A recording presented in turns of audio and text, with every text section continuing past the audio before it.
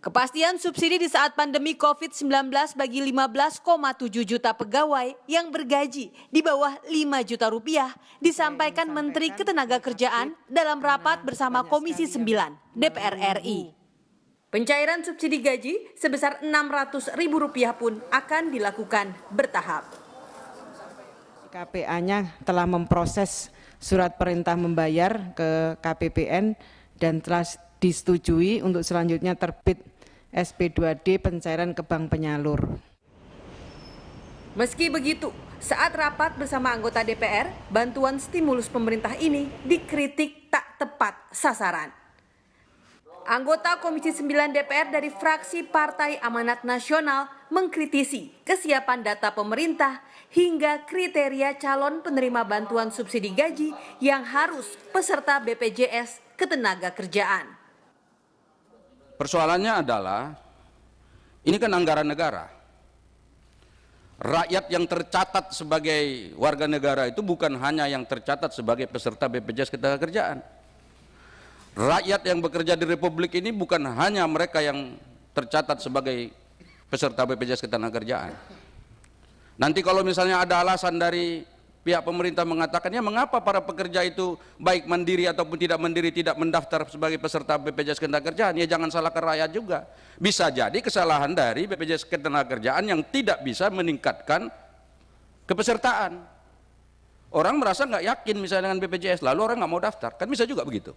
Atau mungkin orang karena miskinnya atau karena kecilnya penghasilannya, rasa-rasanya nggak layak untuk dibagi gaji itu menjadi peserta BPJS, banyak itu.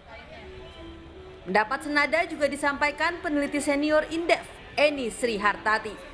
Dalam program Sapa Indonesia Malam, Eni menyebut subsidi ini lebih tepatnya disebut sebagai bantuan kepada karyawan bergaji di bawah 5 juta rupiah yang terdaftar dalam BPJS Ketenagakerjaan. Tidak semua pegawai swasta terdaftar dalam BPJS Ketenagakerjaan. Dalam insentif untuk pegawai swasta yang di bawah 5 juta menjadi diskriminatif, ya kan? Menjadi diskriminatif untuk pekerja yang tidak terdaftar di BPJS. Berarti kalau kayak gitu akhirnya tambal sulam. Karena apa? Dari awal memang yang kita persoalkan dari awal itu ketidakjelasan konsep dari perlindungan sosial. Jadi kalau perlindungan sosial ini dari awal definisinya jelas, misalnya perlindungan sosial ini diberikan kepada masyarakat yang miskin dan rentan miskin. Maka siapapun mereka, apakah dia pekerja informal, apakah dia ASN golongan 1 misalnya, apakah dia pegawai swasta, kalau dalam kategori mereka miskin dan rentan miskin, maka itulah yang diberikan perlindungan sosial. Sementara Kepala Biro Humas Kementerian Ketenagakerjaan mengatakan pada kuartal pertama ada 2,4 juta pekerja yang akan mendapat subsidi dan terbagi menjadi 2 tahap.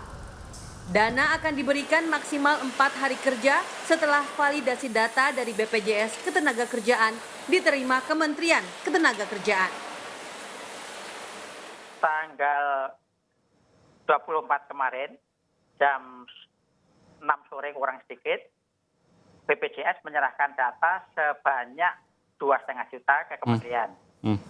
Data ini sudah valid karena validasi ada di BPJS. Kami tidak memvalidasi lagi, hanya men-checklist karena sebagian peserta harus make sure antara nomor rekening tidak salah alamat, tidak salah kata. Datanya masuk semua ke Naker. Sehingga tepat waktu untuk diberikan yang peluncuran atau pengiriman penyaluran uang yang pertama, 1,2 juta. Akhirnya di bulan awal Oktober sampai akhir Desember maksimalnya, semoga November sudah clean and clear apabila datanya akurat, itu akan masuk yang kiriman kedua 1,2 juta. Jadi total akan menerima 2,4 juta. Jadi saya tegaskan baru 2,5 juta tahap pertama di minggu ini. Karena kalau saya hitung 15,7 juta dibagi minggunya, kira-kira istilahnya ada 5 bed per minggu, itu paling sedikit 2,5 juta dengan 3 juta kumulasi angkanya. Agar Indonesia selamat dari jurang resesi, Pemerintah berkomitmen roda ekonomi negeri harus tetap berputar. Salah satu strategi pemerintah adalah membentuk tim khusus pemulihan ekonomi nasional untuk menjaga stabilitas ekonomi dan kesehatan masyarakat. Bantuan juga digulirkan bagi pegawai swasta atau non-PNS demi mendorong daya beli. Total ada 695,2 triliun rupiah dana dikucurkan yang berasal dari anggaran penanganan COVID-19. Program ini disebut merupakan penyempurnaan program di mana pekerja informal sudah mendapat bantuan dari pemerintah melalui Kemensos dan Kemendes. Menteri Sosial juga memastikan bantuan sosial langsung tunai hingga bantuan sarana dan prasarana umum tak hanya didapatkan oleh masyarakat di kota dan kabupaten, tetapi juga bagi komunitas adat terpencil untuk meringankan beban masyarakat di tengah pandemi COVID-19. Tim Liputan, Kompas TV.